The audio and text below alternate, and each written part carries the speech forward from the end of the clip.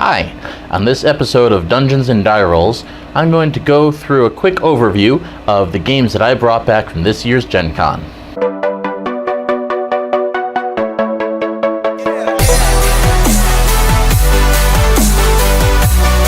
One of the things that I love about going to Gen Con is the sheer amount of stuff and the variety of stuff that's there.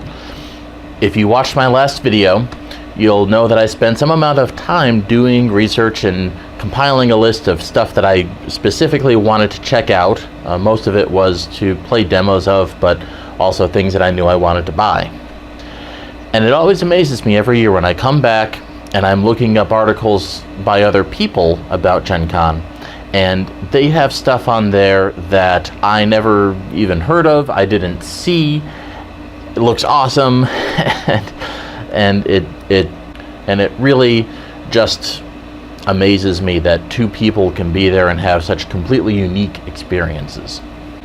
So the first game that I knew I was going to buy going into the con was Legendary Encounters X-Files.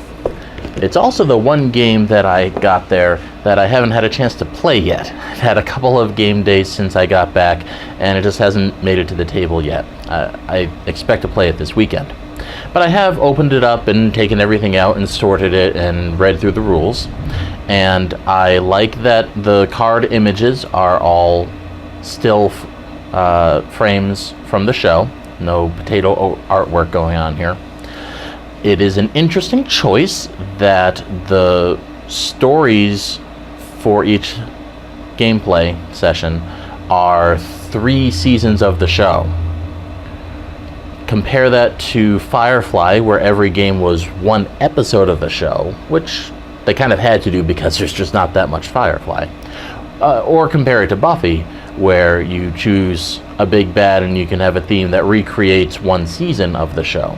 So for X-Files to be going through 3 seasons every game, it seems to me like they're saying they're not going to do anything more with the property. They sort of shut the door. I know there were a few movies and a newer miniseries, but no, seems like a curious choice. But anyway, I don't see anything in the rules that leaps out at me as being a bad idea, so I'm eager to give it a try and see how it stacks up. The next game I had on my to-buy list before going to Gen Con was Rise of Tribes. And I'd done some research on it. I saw it was a Kickstarter game that backers had already received, and it was getting favorable reviews from them. And I read through how gameplay worked generally, and I saw that I really liked the components. And so I said, I'm just going to pick this up. And I've gotten a chance to play it twice, and so far I'm quite enjoying it. It's a very tight little short strategy game. I like that the dice you roll on your turn can influence your choice of what actions you want to take by making them better or worse depending on the icons you rolled. But they don't dictate what actions you may take. So I like that as a departure from some other games that use dice for their actions. I think that the artwork is beautiful on the tiles, and the cavemen meeple are just adorable. Each color is a tribe and they have different weapons, so they're different skulls of meeple. It's fun. It's a quick teach and it's a fast play, so it's definitely got a place on a busy game day. This next one was a surprise for me. I had Nyctophobia down as only being there to demo according to the preview list. And so I'm walking across the hall and I see someone go by me carrying the box. I'm like, what? I wasn't actually like that because I don't ever say that, but in my brain I was like that. So I went running over to Pandasaurus, and indeed they had a small stack of games that they had brought with limited availability to sell. So I figured I'm just going to grab it. No point in going to play a demo later on Thursday or on Friday and say, hey, I like this, and it's sold out. I figure I'll just pick up a copy and then if I don't like it afterwards, I can trade it off, resell it, do something. I've had the chance to play it, and so far I think it's pretty cool. I wasn't sure what to expect going into it. I knew the basic idea that you couldn't see and you were somehow feeling your way around the board, and they have large plastic trees, and they fit into a tray for the board, and you're trying to figure your way through the dark forest blindfolded with black glasses on, and you're feeling a path as to where you can go. It's a very interesting game to play because you're trying to keep track of where you've been and what you've done turn after turn, while other people are doing things and telling you what they're seeing.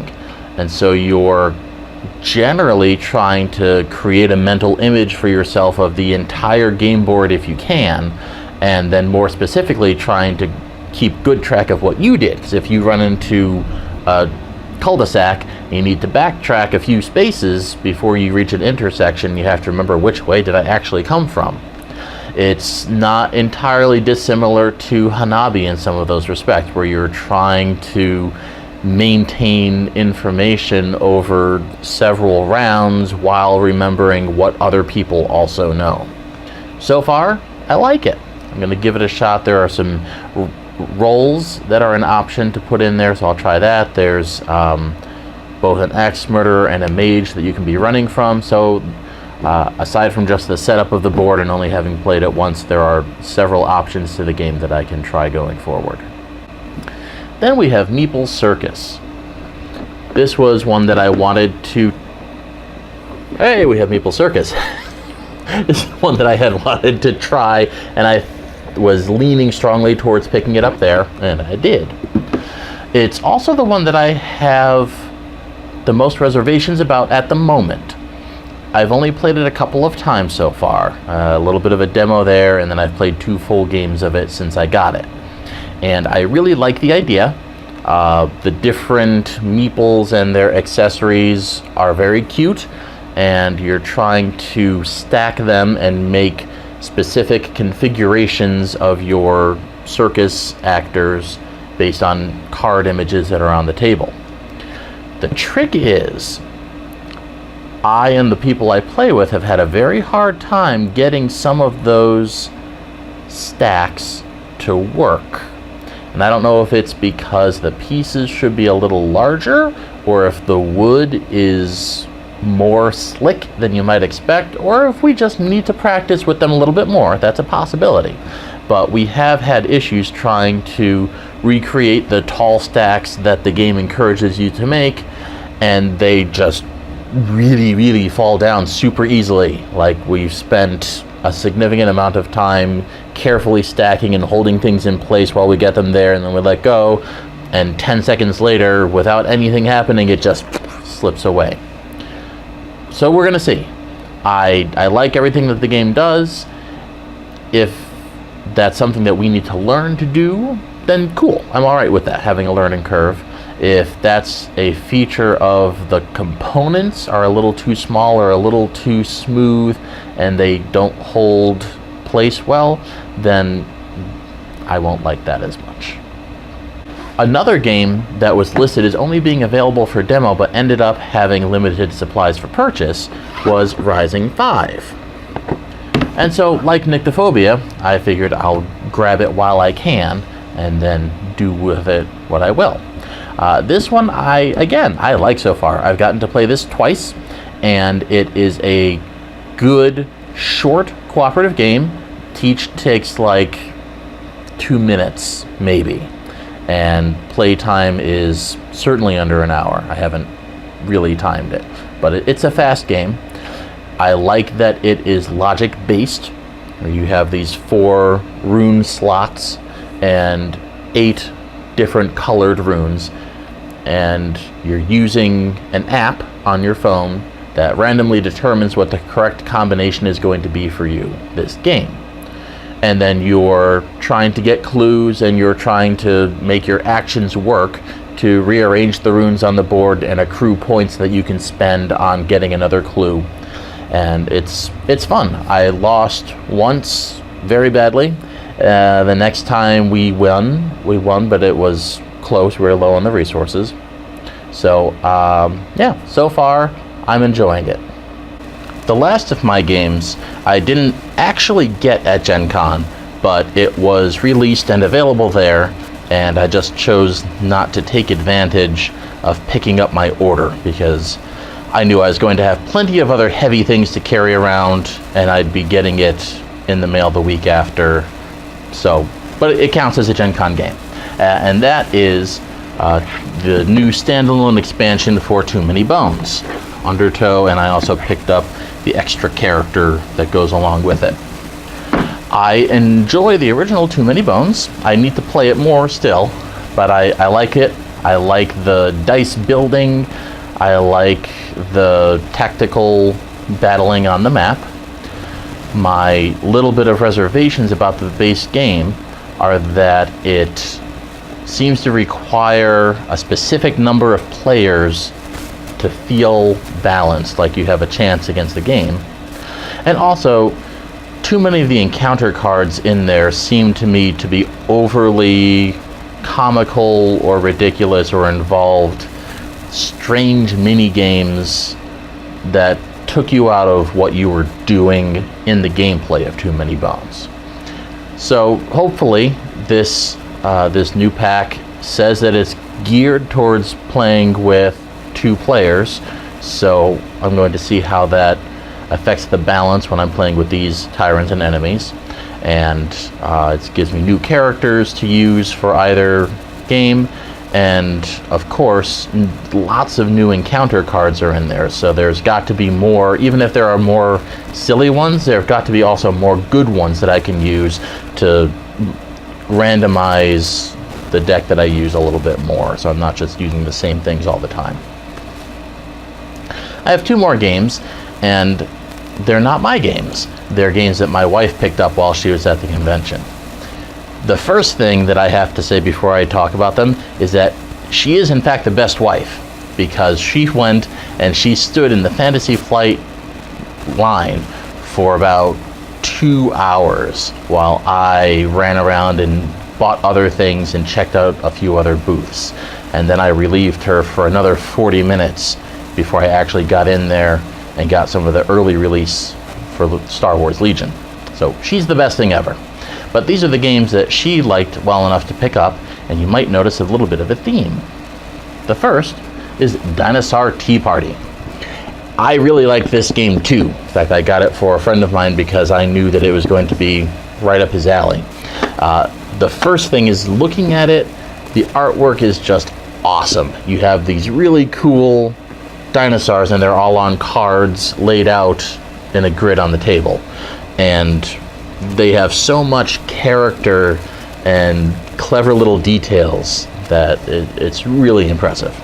The game itself is a very fun, light deduction game, hidden role kind of thing, where each of you is given the role and you are one of those dinosaurs that's out on the table. And you're going to go around asking people questions about the picture of their character. So you will say, are you wearing a hat?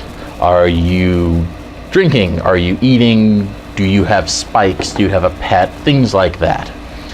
And the gameplay is very simple. It has good iconography and components tokens that help you track everyone's answers, so it's not a test of your memory. It's not based on that. It's just based on your logic. So it's very fun, and in the back of the rule book, it has recipes so you could make sandwiches and cookies and have a tea party for your dinosaur tea party. It's just adorable. The other game that she picked up is Jurassic Park Danger Adventure Game.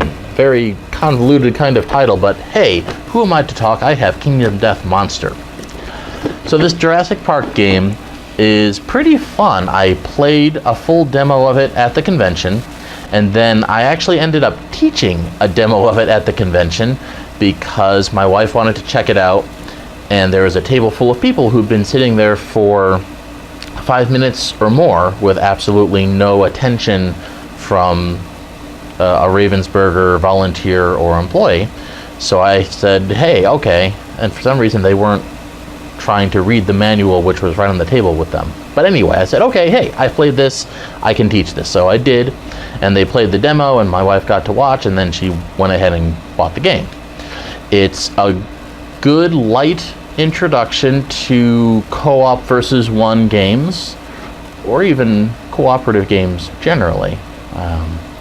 And you have multiple players being characters from the movies, and then you have the dinosaur player who's controlling all the dinos. And it's fun. You have a randomized kind of map set up, and each character from the movie, and there's like everyone who is in the movie is a playable character.